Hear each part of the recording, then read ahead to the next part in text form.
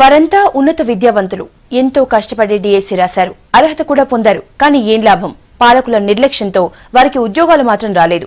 గత 18 ఏళ్లుగా కొంతమంది జాబ్ల కోసం ఎదురు చూస్తుంటే 2002, 2008, 2012లకు చెందిన డిఎస్సీ అర్హులు ఉమ్మడి రాష్ట్రంలో ఎన్ని ప్రయత్నాలు చేసినా పోస్టింగ్లు రాలేదు.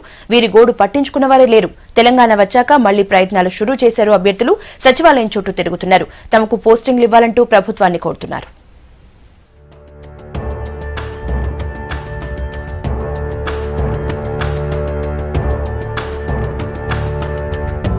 1998, 2002, 2008, 2012 డిఎస్సీ అభ్యర్థులు తమకు పోస్టింగ్ ఇవ్వాలని రాష్ట్ర సచివాలయం చుట్టూ తిరుగుతున్నారు. ఈ 4 డిఎస్సీల్లో మొత్తం 6,947 మంది క్వాలిఫై అయిన అభ్యర్థులున్నారని చెబుతున్నారు. వీరంతా పోస్టింగ్ కోసం వెయిట్ చేస్తున్నారు. గత ప్రభుత్వాలు ఉద్యోగమిస్తామని హామీ ఇచ్చాయి, కానీ అమలు చేయలేదు. దీంతో తెలంగాణ రాష్ట్రం ఏర్పాటయ్యాక మంత్రులు, అధికారుల్ని ఉద్యోగాల కోసం వేడుకుంటున్నారు. ముఖ్యమంత్రి కేసీఆర్ కూడా ఈ 4 డిఎస్సీ అభ్యర్థులకు న్యాయం చేస్తామని హామీ ఇచ్చారు. 2008 డిఎస్సీ అభ్యర్థులు 1500 మంది వరకు ఉంటారని చెబుతున్నారు. సమాఖ్య రాష్ట్రం లోపల మాకు చాలా అన్యాయం జరిగింది. అయితే నోటిఫికేషన్లో ఏం చేశారంటే అందరికీ బీఎడ్ డిఎడ్ వాళ్ళకి అందరికీ ఉద్యోగాలు ఇస్తాము డీజీటీ అని చెప్పి సమాఖ్య రాష్ట్రం నోటిఫికేషన్ ఇచ్చారు. అయితే దానికి ఒక సపరేట్గా జీవో తీసారు. అయితే సప్లిమెంటరీ నోటిఫికేషన్ ఇచ్చేది ఉండే, అలా ఇవ్వకుండా జీవో తీసి అప్పుడు ఏదో ఇక వాళ్ళకు నచ్చినట్టు వాళ్ళు నింపేసుకున్నారు. మేము 18 సంవత్సరాల నుంచి నిరీక్షణ చేస్తున్నాం. మరి గత ప్రభుత్వ తప్పిదాల వల్ల మాకు అన్యాయం జరిగింది. ఈ ముఖ్యమంత్రి తెలంగాణ ఏర్పడిన తర్వాత వచ్చిన తర్వాత మీకు న్యాయం చేస్తున్నాడు. లోకల్ నాన్ లోకల్ కేటగిరీ కింద 15% కేటగిరీ తీసుకొని ఆల్ కేటగిరీస్ అయిపోయిన తర్వాత 35% నాన్ లోకల్ కింద రిక్రూట్మెంట్ జరగడం జరిగింది. కాబట్టి మేము వెనుకబడిపోయినాము.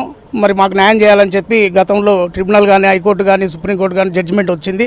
దాని ప్రకారం సానుకూలంగా స్పందించి సీఎం మాకు త్వరగా న్యాయం చేస్తాడని మేము అనుకుంటున్నాం. ఇక 1998 డిఎస్సీ అభ్యర్థుల పరిస్థితి మరీ దారుణం. వీరు పోస్టింగ్ల కోసం 18 ఏళ్ల నుంచి తిరుగుతున్నారు. ఫస్ట్ లిస్ట్ అభ్యర్థులకే ఉద్యోగాలు రాలేదంటున్నారు. 1998లో అప్పటి ప్రభుత్వం 40,000కు పైగా పోస్టులతో డిఎస్సీ ప్రకటించింది. 1998కి ముందు ప్రకటించిన డిఎస్సీకి 1998 డిఎస్సీకి కొంత తేడా ఉంది. 1998కి ముందు డిఎస్సీ పరీక్షలో ఉత్తీర్ణులైన వారిని క్వాలిఫైడ్ గా నిర్ణయించి ఖాళీలను భర్తీ చేసేవారు. దీంతో ప్రతిసారి పరీక్ష రాసే పని లేకుండా ఉత్తీర్ణులైన వారికి న్యాయం జరిగేది. కానీ 1998 డిఎస్సీకి వచ్చే వరకు జీవో నెంబర్ 618ని విడుదల చేస్తూ కట్ ఆఫ్ తేదీ ఉండాలని నిర్ణయించింది ప్రభుత్వం. దీని ప్రకారమే రాష్ట్రం మొత్తం నోటిఫికేషన్ విడుదల చేశారు.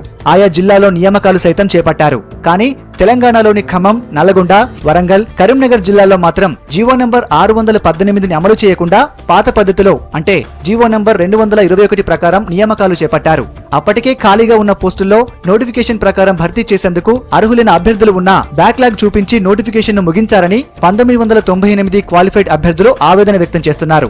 మొత్తం 2000 మంది ఉన్నప్పటికీ ఇందులో చాలా మంది వేరే ఉద్యోగాల్లో స్థిరపడినట్లుగా చెబుతున్నారు. చాలా మంది అభ్యర్థులు కూడా చాలా రోజులుగా సెక్రటేరియట్ చుట్టూ కానీ, మిగతా మంత్రుల చుట్టూ కానీ అందరూ హామీలు ఇస్తున్నారు. కానీ తొందరగా సమస్య పరిష్కారం అయితే కనుక మా జీవితాలు నిలబడతాయి.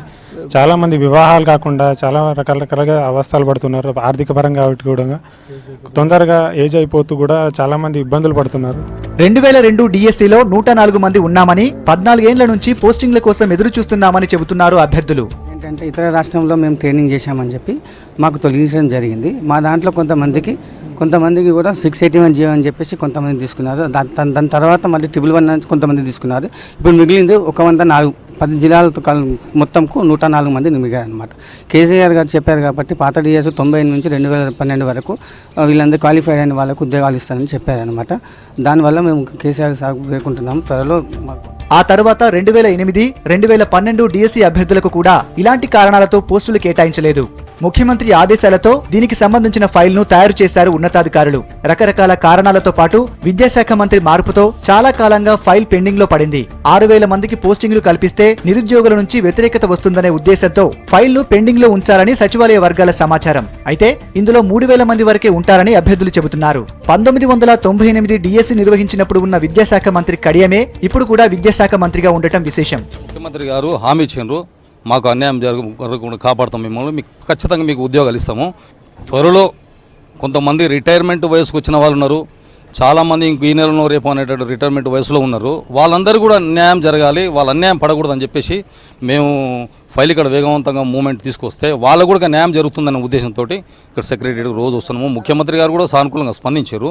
ఈ వీక్ డేస్లోనూ ఈ పక్షం రోజుల్లోనూ కూడా రిక్రూట్మెంట్ చేసే అవకాశం ఉందని 4 పాత డిఎస్సీల్లో అర్హులైన వారికి త్వరలోనే పోస్టింగ్ ఆర్డర్లు ఇస్తామన్నారు విద్యాశాఖ మంత్రి కడియం. కొంత ఆలస్యమైనా త్వరలోనే నిర్ణయం తీసుకుంటామని చెబుతున్నారు. ఈ డిఎస్సీలకు చెందిన ఫైల్ ముఖ్యమంత్రి వద్దకు చేరిందన్నారు.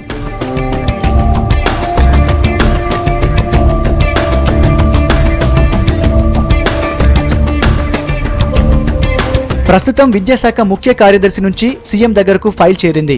వాస్తవానికి 6,947 మంది అభ్యర్థులు లేరని, ఇప్పటికే కొంతమంది వివిధ ఉద్యోగాల్లో చేరారనో లేక వయసు కూడా మించిపోవడమో, కొందరు చనిపోవడం, ఇలా చాలా కారణాలతో అంతా కలిపి సుమారు 3,000 మంది మాత్రమే ఉంటారని అభ్యర్థులు చెబుతున్నారు.